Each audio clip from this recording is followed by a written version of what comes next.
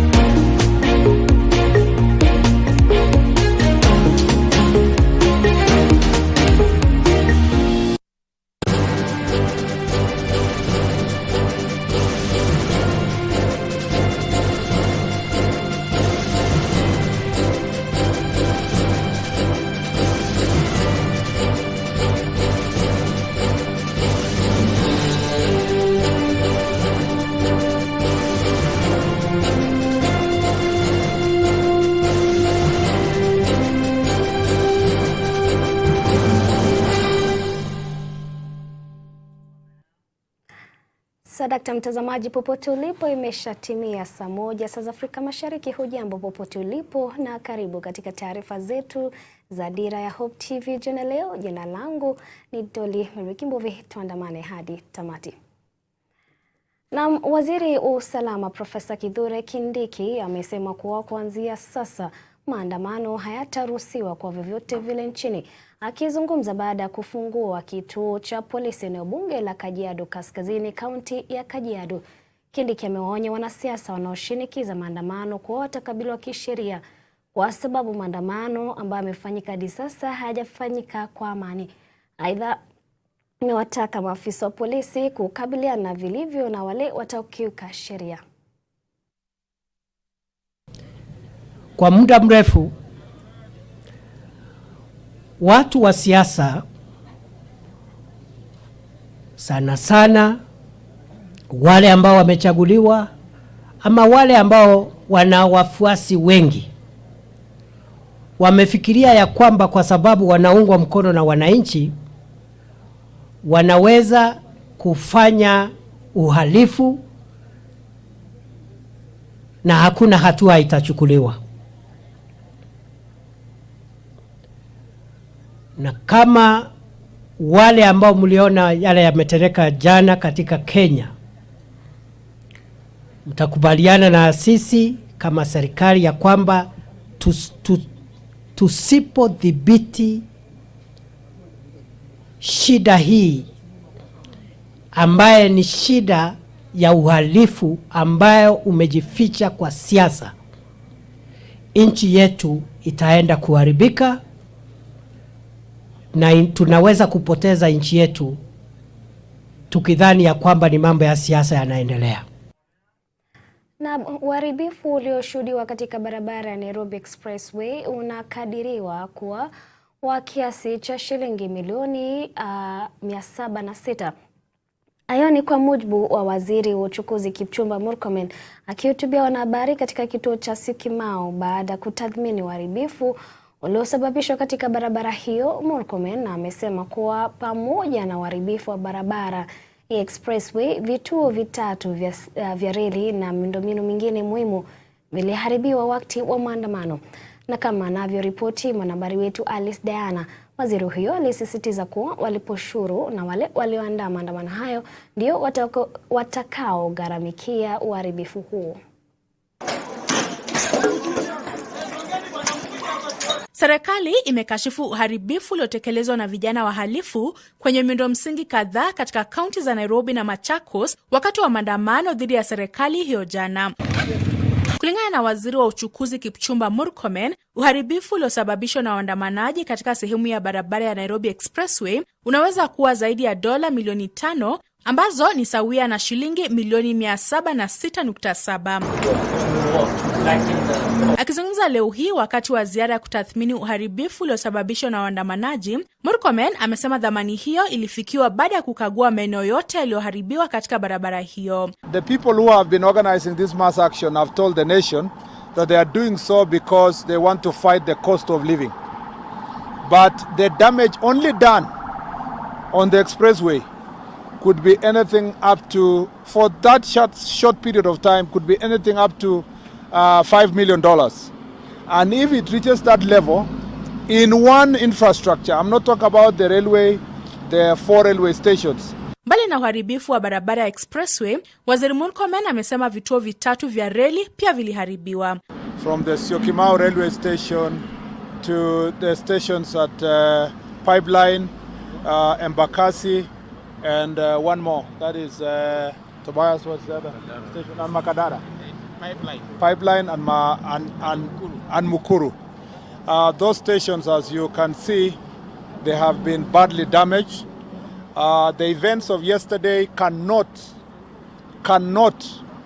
be equated to exercising constitutional right of freedom of movement or information or political rights as purported by the perpetrators of this very heinous act. Murkomen amesisitiza kuwa serikali itahakikisha wale walioshiriki katika uharibifu huo wanachukuliwa hatua za kisheria. Hadi sasa polisi tayari wamewakamata zaidi ya watu 50 wanaohusishwa na uharibifu wa barabara ya expressway. We've come here to assure the investors of this very important project that the government of Kenya is going to do everything humanly possible to make sure that we bring all the perpetrators to justice. Fortunately, most of them were captured in camera, in the CCTV cameras that were here. We have the footages.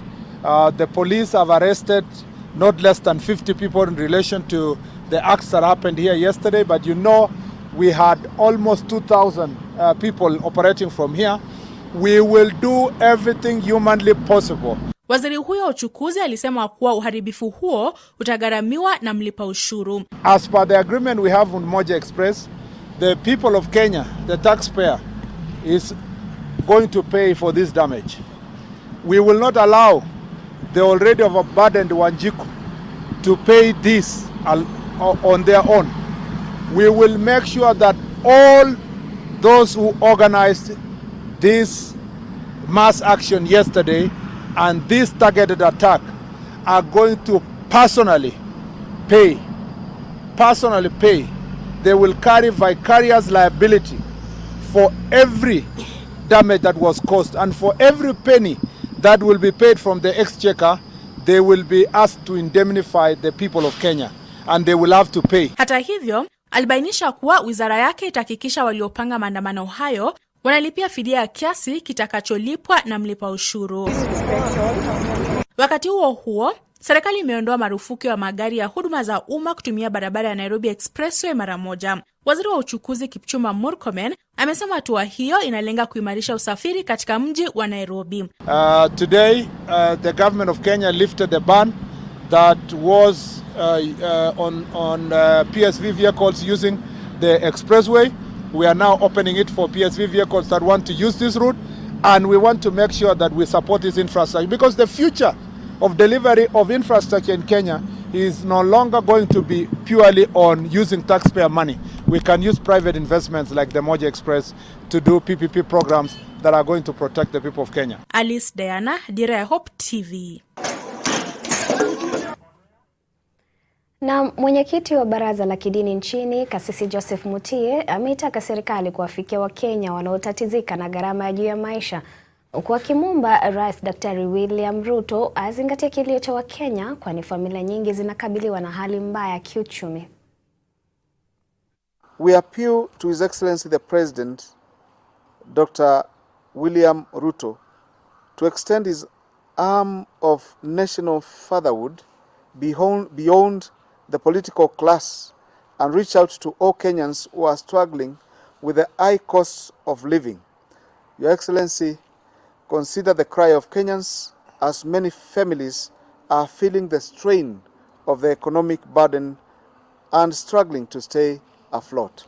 Akizungumza katika baraza la kidini la Kenya katika kongamano leo, Kasisi Mutie amesema kuwa Wakenya wana haki ya kufanya maandamano ya amani kulingana na kifungu cha 37 cha katiba ya Kenya na kuelewa matatizo ya kiuchumi ambayo Wakenya wanakumbana nayo, akikashifu zaidi vitendo vya ukatili ambavyo vilishuhudiwa kote nchini wakati wa maandamano yaliyoitishwa na muungano wa Azimio hapo jana. As religious leaders, we understand Kenyans are entitled to peaceful demonstrations according to Article 37 of the Constitution of Kenya 2010 and understand the economic strains we as Kenyans are facing. However, we are pained by the violent acts that were witnessed across the country during the demonstrations called by the Azimio Coalition on the 12th July 2023. Pia ametoa pole kwa familia na marafiki za waliopoteza maisha, huku akiongeza wasiwasi juu ya utumiaji wa risasi na nguvu kupita kiasi kwa waandamanaji kutoka kwa vyombo vya usalama. Pia amelaani utumiaji wa vitoa machozi kwa wanafunzi katika shule ya msingi ya Kihumbuni, Kangemi, huku akikashifu uharibifu na uporaji wa mali iliyoshuhudiwa wakati wa maandamano hapo jana. We condole with the families and friends. It is regrettable that Kenyans had to lose their lives. We also pray for healing and recovery of the injured Kenyans, including our security officers. We are deeply concerned by the use of live ammunition and excessive force on protesters by our security agencies. We are deeply condemned and are shocked by the tear gassing of the children of Kiubuni Primary School in Kangemi. We also condemn the destruction and looting of property that was witnessed during the demonstrations.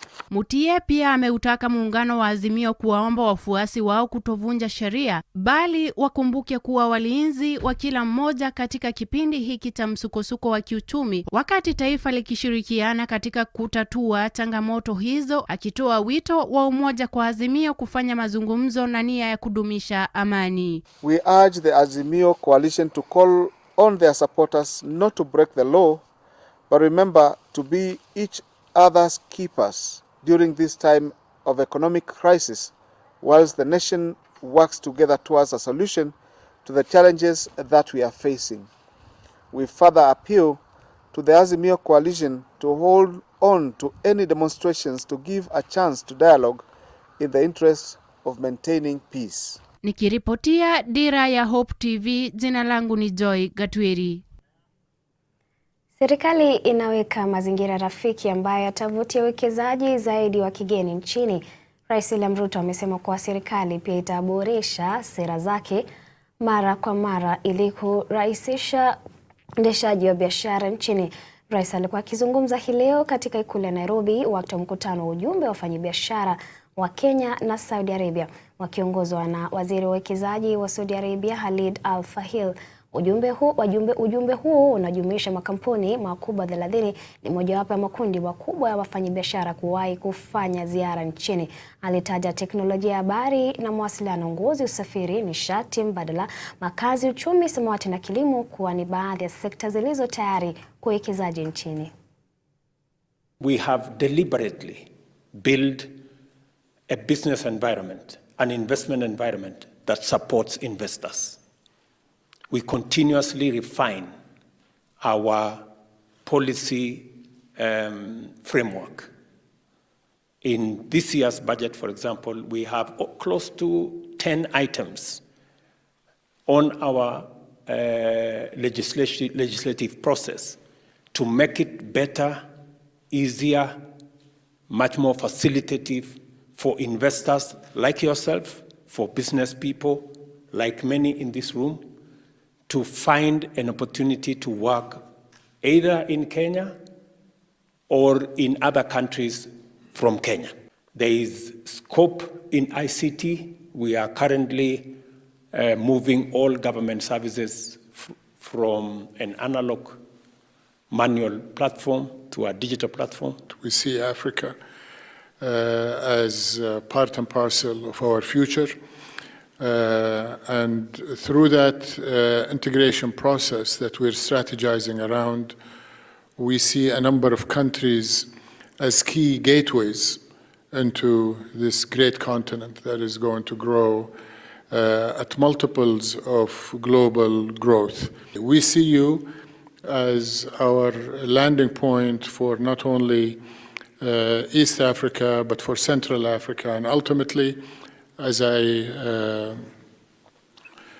dialogued with His Excellency Moses Kuria, we see you as a role model for what other African countries should do and should follow.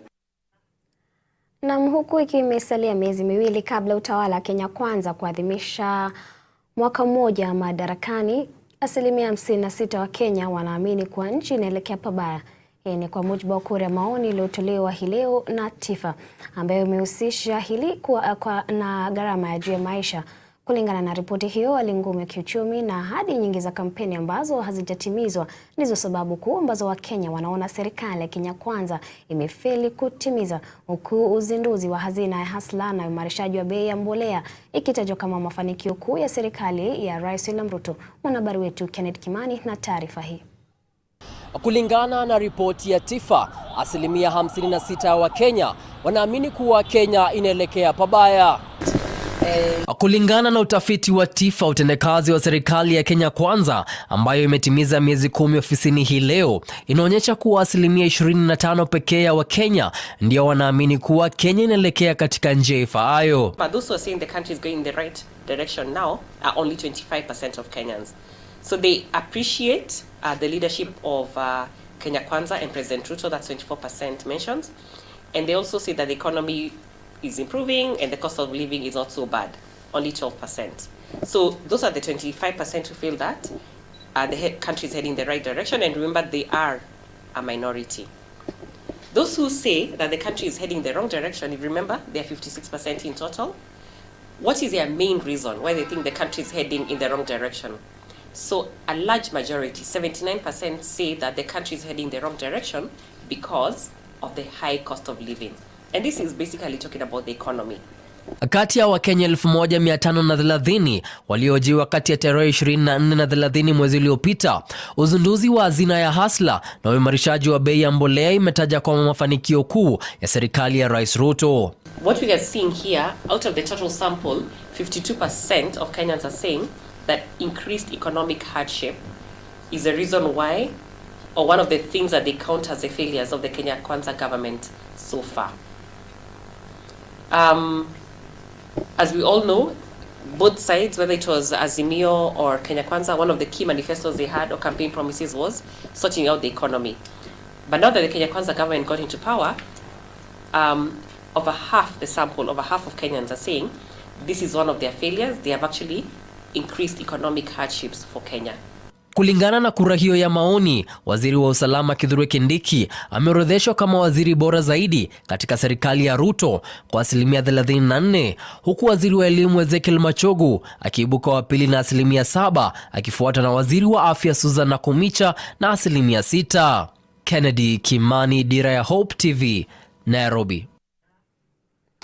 Na sasa tuelekee kule kaunti ya Bungoma ambako gavana wa kaunti hiyo Kenneth Lusaka amewafuta kazi baadhi ya maafisa wakuu waliosimamishwa kazi kabla hatamu yao kukamilika kutokana na utovu wa maadili. Wawili hao walihudumu kama naibu katibu na katibu wa kaunti mtawaliwa katika serikali iliyopita chini ya aliyekuwa gavana Wycliffe Wangamati. Lusaka sasa anawataka maafisa wa tume ya kukabiliana na ufisadi EACC kuwachunguza wawili hao kutokana na tuhuma zinazoandama za ufisadi. Court heard their petitions and rendered its decision on 23rd March 2023, whereby the petitions were dismissed as against the county government of Bungoma and myself. I therefore proceeded to form the disciplinary committee to hear the county secretary, deputy county secretary, the county attorney, and the 5 chief officers that were serving interdiction. On 11th and 12th July 2023, the 2 officers, county secretary and deputy county secretary, appeared at Mabanga and caused disruption of the disciplinary proceedings making it difficult for the committee to carry out its mandate. Despite the earlier acts of gross misconduct, the officers have remained adamant and cooperative and unwilling to be heard. This is unprofessional, uncouth, unacceptable, and contrary to the requirements of Chapter 6 of the Constitution of Kenya 2010 on leadership and integrity. Article 10 on the national values and principles of governance and Article 232 on values and principles of public service. These acts amount to gross misconduct and insubordination. Na mbali na haya ni kwamba Wizara ya Afya kupitia mpango wa kitaifa wa kudhibiti saratani NCCP imezindua mkakati wa 3 wa kitaifa kudhibiti saratani na uanzishaji wa maabara ya kitaifa ya kumbukumbu ya saratani. Hafla hiyo ya siku 2 itahudhuriwa na viongozi na washirika kutoka sekta ya afya ya kimataifa ya ndani. Uzinduzi wa mpango huu unalenga kinga ambayo inatoa mkakati wa gharama nafuu na wa muda mrefu wa kudhibiti saratani. Utafiti wa sasa unaonyesha kuwa kati ya 30% na 50% ya vifo vya saratani vinaweza kuzuiwa kwa kurekebisha au kuepuka mambo muhimu ya hatari.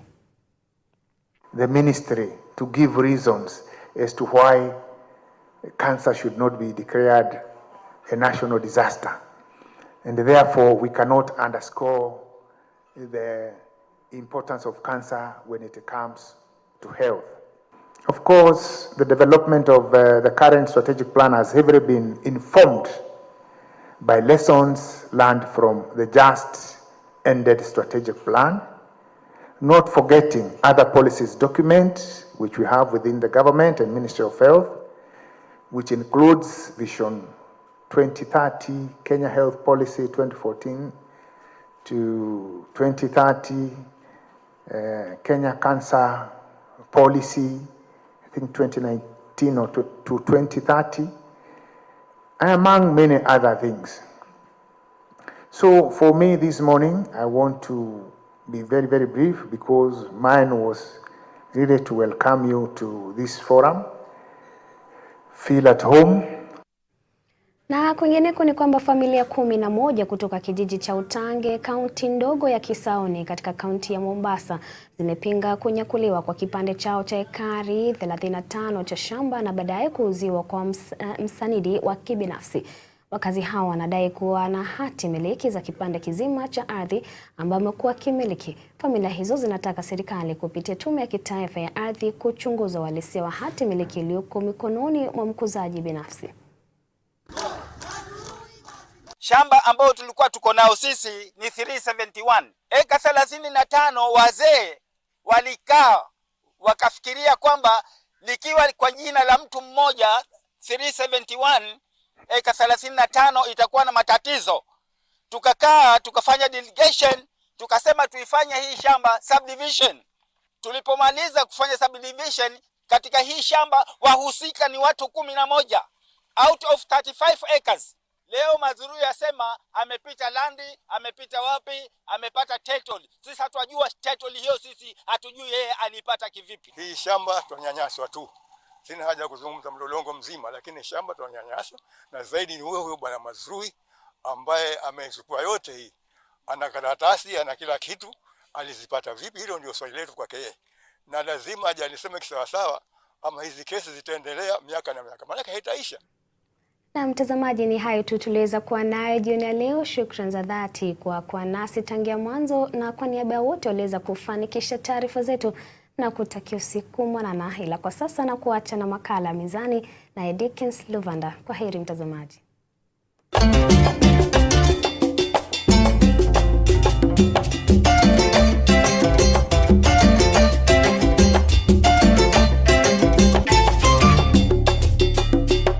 Naam, sodakta kabisa mpenzi mtazamaji wa Mizani, mara nyingine tena naja ya kwako kuletea makala ya Mizani. Leo hii tukiwa basi tunazungumzia masuala ya rasilimali watu au kipenda human resource. Najua basi ni mambo mengi tu ambayo basi umeweza kujihusisha nayo, mengine yakiwa ni kutafuta na kupata nafasi za kazi. Na baada ya hapo ni kipi basi kinaweka katika kampuni hiyo na katika kampuni hiyo pia na pia ushirikiano wako na HR ama rasilimali, afisa ama meneja wa rasilimali watu katika kampuni hiyo. Najua basi kuna mengi tu ambayo tungependa kuzungumzia. Studioni leo tuko na mgeni wetu ambaye yuko tayari. Karibu katika studio zetu. Naomba basi umweleze mtazamaji wa Mizani ulikotokea na majina yako halisi. Nashukuru zaidi kwa mwaliko huu. Kwa majina naitwa George Simiyu, ni Human Resource Officer. Unaitwa Kiswahili rasilimali watu, sio? Ndio. Yeah, hiyo ndo kazi nimefanya. Afisa wa rasilimali watu, umefanya kwa muda gani sasa bwana Simiyu? Tuseme miaka 7 sasa hivi. Miaka 7, si miaka michache. Miaka 7 ni mingi. Tayari imewezesha mtoto kuzaliwa, kutambaa na kuanza kukimbia na kuzungumza, sio? Kweli. Ni muda mrefu sana. Kazi hii ya HR tuseme, ama kitengo hiki cha HR ama nyanja hii ya human resource ni somo ambalo lafunzwa katika shule zetu nchini Kenya, ama lazima uondoke uende nje kusoma? Ni course nzima watu wanafunzwa.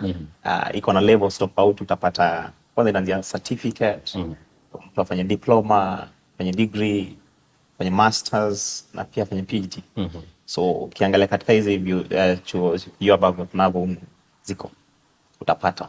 Na tuzungumze kuhusu hali ilivyo kwa sasa. Najua na wakati huu mgumu wa uchumi bwana Simiyu, unapata kwamba idadi kubwa sana ya watu wanaomba nafasi za kazi. Kubwa sana za watu wanatafuta nafasi za kazi, wanaomba angalau wapate jinsi ya kujikimu kimaisha. Na kampuni nyingi pia zinatafuta, kuna zile ambazo zinaachilia watu na pia kunazo ambazo zinatafuta watu. Labda ni njia gani halisi ama njia gani bora ya kuomba nafasi ya kazi hasa katika kampuni? Wakati wote kampuni huwa zinakuwa na policies ama sheria ambazo inafaa mtu afuate wakati anaomba kazi. Kwa hivyo njia ambayo nitasema kwamba ni halisi kabisa, inafaa mtu yote ambaye anatafuta kazi afuate ni kufuata yale maagizo ambayo atakuwa amepewa na ile kampuni. Kwa mfano utasikia kwamba hii ndio kazi na tunahitaji utupatie hiki na hiki na hiki. Kwa hivyo ni vizuri kufuata hayo maagizo. Mimi mfano nimeona nafasi ya kazi imetangazwa labda katika gazeti ama kwenye mtandao ambayo nasema kwamba tunahitaji tuseme meneja ambaye ana uzoefu wa miaka 20. Mimi labda nina uzoefu wa miaka 15 au 11. Nina uwezo wa kutuma ombi la kazi hiyo? Nasema ndio na la. Ndio, sababu kabla kampuni iseme kwamba inahitaji mtu ana uzoefu wa miaka fulani, kuna vigezo ambavyo wamefuatilia ndio wakafika hapa. Kwa hivyo utapata hata wakati tunafanya kitu cha shortlisting pia maybe utapata ita affect kidogo. Ana miaka ngapi ya kazi, uzoefu wa kazi, maybe ni miaka tuseme 10 na alikuwa ametaka 20. Unaona hapa atapewa maybe alama ya chini ama spare. Unapata? Ndio. Na wakati mwingine pia utapata mtu ndio ametuma maombi ya kazi na kwa tumeomba mtu umesema uzoefu wa miaka 20 na kusikue na mtu yote ambaye ametuma amefikishwa miaka, na wewe ambaye umetuma una uzoefu sema miaka kama 15, kuna bahati kuna uwezekano utapata nafasi hiyo. Labda katika wao kuweka vigezo hivyo walisema kwamba wanataka mtu ambaye ana uzoefu wa miaka 20, mimi na miaka 15, na labda ni mimi pekee ambaye nimekuja pale na uzoefu wa muda mrefu. Lakini walikuwa wamesema kwamba labda kwao walikuwa wamesema kwamba yule ambaye atakuja na uwezo ama uzoefu wa miaka 20, basi kiasi chake cha mshahara labda itakuwa 20% tuseme. Lakini mimi nimekuja na uzoefu wangu wa miaka 15, kuna uwezekano wakapunguza, labda nimepata kazi, watapunguza 20% iwe 15%. Utegemea ni kazi watu wanatafuta. Kuna zile kazi serikali ambapo utapata wao wanakuwa na, kwa Kiingereza tunasema already structured skills, na kulipa malipo yashajulikana. Na kuna upande mwingine utapata in private sector, hapo ndo unapata kuna utofauti kiasi katika malipo. Kwa hivyo mtu kupunguzwa na kuongezwa, nasema kwamba inategemea ni wapi unatafuta hiyo kazi. Kama ni serikali wakati mwingi itabaki kwa hivyo. lakini huko kwingine utapata kwamba unaweza negotiate. Naam. Na hapo pia sasa unaangalia mambo, kuna mambo pia yanazingatiwa kabla, hata kuna yule atakuja na miaka michache kukuliko. Kwa mfano wewe ni journalism, uko in journalism, niko na uhakika kwamba unajua kuna wale wameingia industry miaka 3-4 imepita, lakini wanapata mshahara kubwa kuliko yule amekuwa katika industry miaka zaidi ya 10. Sasa unapata mtu kama huyo, kuna mambo mengine ambayo yameweza kuzingatiwa, for example tuseme your brand, the quality of service unapatiana. Unajua kuna mtu ameweza kuwa amekuwa kwa industry miaka 10, lakini ukiangalia the quality service anapatiana ina maswali mengi kweli. Na kuna mtu amefanya tu kwa miaka michache na kazi yake pia inakubalika. Kwa hivyo mambo kama hayo pia wakati mwingine utapata kwamba yanazingatiwa wakati kama kuna nafasi ya mtu kunegotiate salary. Anaweza fika hapo na asema kwamba mimi ni George na hiki ndio naweza kufanya, basi wakikubaliana naye ndio hivyo wanapata hizo mshahara. Naam, nimefika katika kampuni hiyo tuseme siku ya kufanya usaili, ukipenda interview,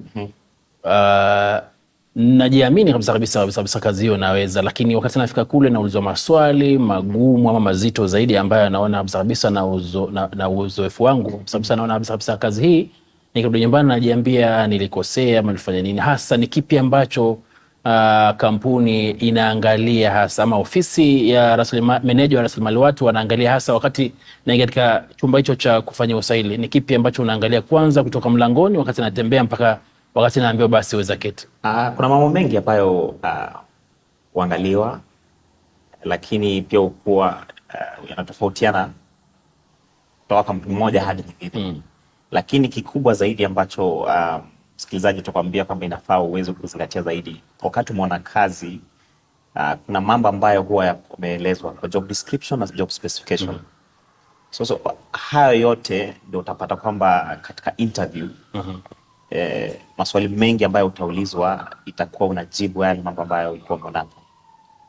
Kwa hivyo unapoingia katika ile room ya interview, kile unachofaa ujue cha kwanza ni kwamba hii ni kazi gani nimekujia na kwa nataka nini. Kwa hivyo kama unaweza jibu pata jibu ya hayo, basi unapata nafasi kubwa zaidi ya kupata hiyo kazi.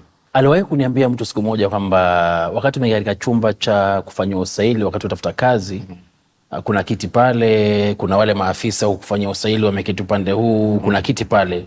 Aliwahi kuniambia mtu siku moja kwamba ukiingia hupaswi kuketi mara moja. Unapaswa kusubiria uambiwe kwamba basi keti. Ni kweli ni uongo? Hupaswi kuketi mara moja. Hasa kama umeingia umepata watu wako. Ni vizuri pia uamkue alafu uombe kwamba wakuruhusu keti. Tunakwambia unajua kuna uwezekano za keti na kumbe haifai uketi hapo. Tunaona sasa ni vizuri waulize, naitwa George, mimi ndio yule mko mmeita kufanya interview, nashukuru zaidi kuona naweza keti ama ni wapi naweza keti. Watakuelekeza mimi keti hapa au unapata. Ama kama kuna mtu kiti kimoja tu ndani hapo ndio kiti chako, basi uko keti hapo. Kwa hivyo ni vizuri tu kuwe na unataka kati si at least uweze kuuliza kwamba naweza keti. Naam. Sema ushapata kazi hiyo, bwana George, yule ambaye utafuta kazi ashapata kazi hiyo, ushirikiano ama uhusiano wa yule mfanyakazi na meneja rasilimali watu unapaswa kwa aina gani? Ndio umenichukua kazi, ndio tayari nishaanza, napaswa kuwa na uhusiano gani na ofisi ya HR kama mfanyakazi? Nafaa kuwa na uhusiano mzuri tuanzia hapo. Then pia ni vizuri nikukumbushe kwamba kuwe na uhusiano wa kikazi. Ndio watu wanaanza kuwa na mahusiano mengi zaidi kazini. Na ni vizuri kumbe kwamba uko hapa kwa ajili ya kazi. Kwa hivyo uhusiano wako kwa zaidi una revolve around the job. Yes. Kwa hivyo tena wakati mwingine unaona watu wanakuwa na uoga zaidi, hawataki kumtafuta HR. Wakati mwingine unamwona HR mpita hapa anaogopewa. Sijui mbona watu wanamwogopa, na ni mwanadamu tu. Yeye kama finance tu, ni kama yako auditing, marketing, ni mwenye tuseme maybe amepewa responsibility zake ni za kuweza kuangalia mambo ya kikazi ya watu. Naruhusiwa kuwa na namba yake ya simu, labda ikiwa siji kazini siku nampigia namwambia HR wajua siji kazini kwa sababu ABCD. Lazima. In fact ukishaingia tu katika hiyo kampuni ni vizuri kuwe na uhusiano, uanze kutengeneza uhusiano na pia uko namba yako. Kuna kampuni zingine watu ni wengi, maybe zaidi ya 1,000 ngapi. Unajua haizi pia kwa amesave namba zenu zote kwa simu kama hizo, lakini tafuta nafasi pia katika uhusiano wako, mweke mahali pia na pia ni kuwe karibu naye kidogo. Wakati tayari uko kazini na imefika wakati labda kama jinsi nilivyosema pale awali, wakati huo uchumi, tuseme taifa hasa letu la Kenya linapitia wakati mgumu wa uchumi, Wakenya wengi wanalia uchumi ni ghali. Umefika wakati labda kampuni hiyo tuseme inataka kupunguza idadi ya watu kwa kuwapigia kalamu. Mimi niliomba kazi hiyo, ukaniona kwamba nafaa. Imefika wakati kwa labda kampuni inataka kupunguza watu wanipigia kalamu. Unafikiria ni vigezo vipi hasa vinaangaliwa mpaka unafika kiwango cha kwamba nilikuwa bora lakini kwa sasa mimi ndio nimekuwa kwanza kuondoka? Unajua kabla tufike hapo kuna mambo ambayo huenda yamefanyika na tuseme wewe umekuwa candidate kwamba kukitokea nafasi kwamba tunapunguza watu, wewe ndio kwa kwanza kuondoka.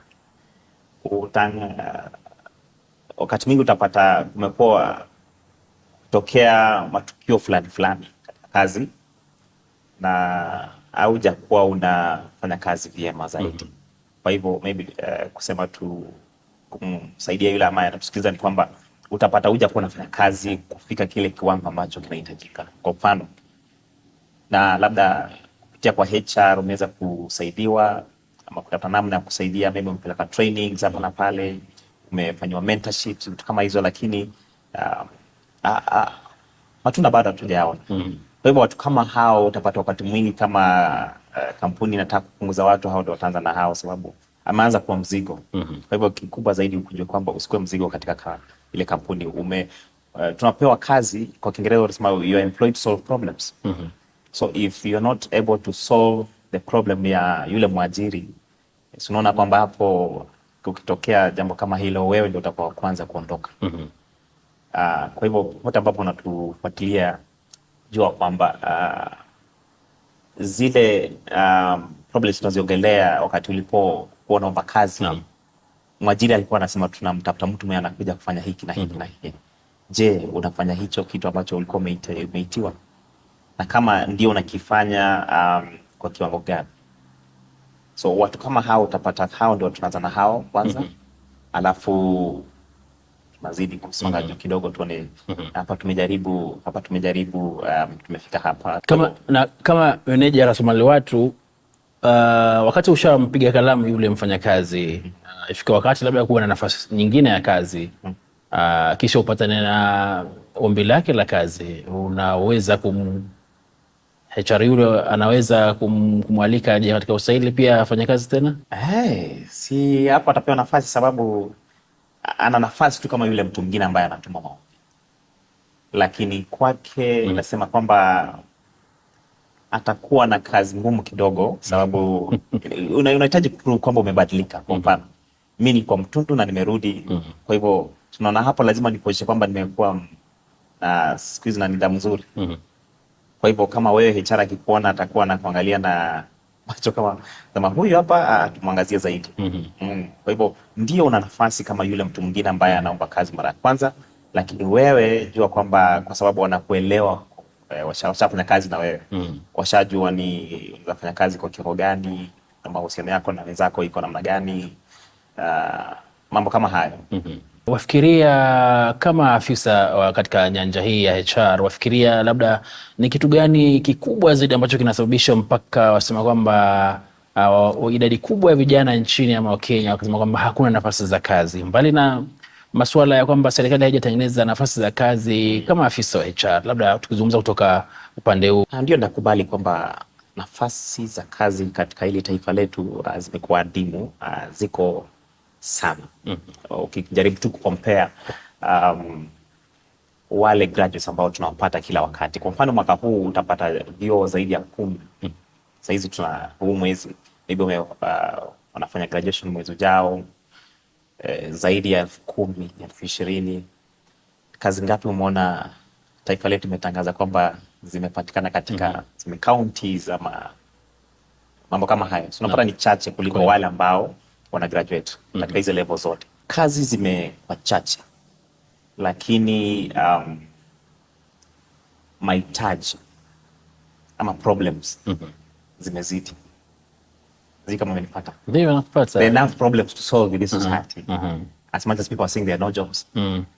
Kwa hivyo ukikuwa na huo mtazamo utaona kwamba kuna kazi. Wakati wengi watu wanasoma, wanaenda shule ili kuangalia tu kwamba nipewe kazi. Wanaangalia tu okay, nikienda Hope FM lazima nipewe hapo kazi. Tusikue wale watu ambao zaidi tunasema kwamba lazima serikali itupatie kazi. Wewe unatasaidiaje serikali? Kwa mfano pia nalipa ushuru. Si basi uanzishe kazi ulipe ushuru bado. Unapata? Na katika nyanja yako ya rasilimali watu, tuseme ni wakati wapatia mafunzo wale vijana ama wale maafisa kule nje, ni swali gani la rasilimali watu ambalo umewahi kupata nalo ambalo ukasema kabisa swali hili limekuwa gumu sana hasa? Sidhani kama kumetokea. Sababu unajua unless ameuza ile kitu ambacho hakuna solution. Unapata? Naam. Mimi huamini kwamba kila kitu kina solution. Na kama kina solution exist. Ndio. Kwa hivyo unless mtu alinunza kitu ambacho akipatikani akipo, yani unaelewa. Lakini kama ni mambo ambayo tu ya kawaida nini, mambo kama hayo sijakutana na swali ambalo tuseme ndio limenisumbua zaidi. Na kama sikujua wakati nilifanya research zaidi na nikamwambia okay, nipatie muda kidogo, maybe tuzungumze baada ya wiki, baada ya siku moja, na kupatikana solution. Swali la mwisho Bwana George, wewe kama afisa wa rasilimali watu, mbona huwa mko wengi sana? Kuna wewe, kuna mwenzako, labda kwa nini huwa mko wengi? Mbona sio wewe peke yako? Wakati mwingi katika hiyo interview room utapata maybe nimekuita wewe ni journalist. Umefanya mambo ya journalism, sivyo? Ndio.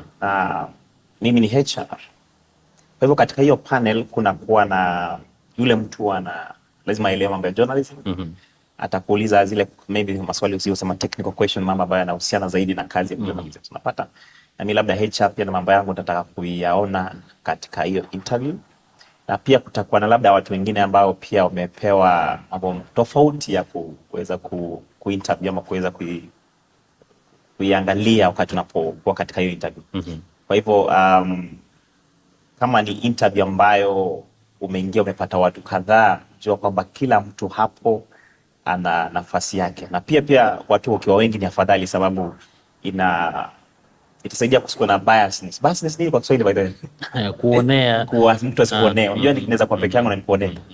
Lakini kama tuko watu kama zaidi ya wawili watatu wasema lakini maybe nimekupatia alama chache kidogo, na labda kuna mwingine pia amekupatia alama nzuri ambayo kiukweli kabisa hiyo ndio alama yako, so unapata utapata nafasi nzuri ya kupata kazi. Sawa Bwana George, tumalizie na labda wosia wako kwa mtazamaji ama kwa yule mtu ambaye labda yataka kutuma maombi ya nafasi ya kazi mahali ama yawapania labda kuomba kazi hapo alipo, labda anataka kuongezewa madaraka, anapaswa kufanyiwa ustahili, labda wosia wako kwa yule na yule ambaye labda amepoteza kazi muda mchache uliopita? Kwa yule ambaye anatafuta kazi, nitakwambia kwamba kazi zipo. Ni vizuri ujue kazi gani unatafuta, na kama umejaribu mara zaidi ya sijui ni mara ngapi kwa ukituma maombi, usikufe moyo. Jaribu tena na tena. Kama ni interview uliingia na hukuipata, jaribu tena na tena. Uweze ukajua labda ile tu unataka kusema kwamba hii nisijaribu, hiyo ndio itakuwa kazi yako. Na yule pia unatafuta labda promotion katika kazi, ile swali umeniuliza, ni vizuri uweze kuelewa kwamba katika hiyo nafasi ambayo uko ni kipi kinahitajika ili ukaweze kupata promotion. Utapata kwamba yule mtu labda anajituma zaidi, yule mtu anaweza kufanya kazi kufika kwa kiwango fulani. Kwa hivyo vitu kama hizo ukaweze kuzingatia zaidi, na itakuweka katika nafasi nzuri ya kupata ile promotion ambayo unatafuta. Ni kama labda wewe unatafuta kazi mara kwanza, ni vizuri uweze kujua kwamba utasikia mambo mengi zaidi. Kwa mfano utasikia kwamba kazi hazipo, lakini nitakwambia kwamba kazi ziko pia. Lakini wakati unapopata na kazi na umeweza kupendeza, unafikiria kwamba inakufaa zaidi, kile nitakwambia kwamba ili ukaweze kupiga hatua katika ile application yako ni kwamba zingatia maagizo. Zingatia maagizo. Wakati mwingi utapata kama sisi HR tunasema tunataka mtu afanye hivi, atume application ikiwa iko katika hii nafasi. Pili, ni vizuri uweze kuwa na tunaita confidence. Confidence ni ujasiri, sio? Ujasiri ndio. Ya, uwe na ujasiri kwamba utaweza, na pia zaidi ya hayo pia umweke Mungu mbele wakati unapotuma omba kazi. Ni vizuri pia uweze kuomba kwamba Mungu aweze kujalia ukiweze kuipata. Naam, asante sana mtazamaji. Amekuwa ni Bwana George Simiyu, tukiweza basi kuzungumzia masuala ya rasilimali watu ama ukipenda HR katika makala yetu ya leo ya Mizani. Natumai kwamba ameweza kufaa zaidi na tumeweza kufaa toka studio zetu. Mpenzi mtazamaji wa Mizani, nimekuwa wako Dickens Luvana nikisema kwaheri ya kuonana tena.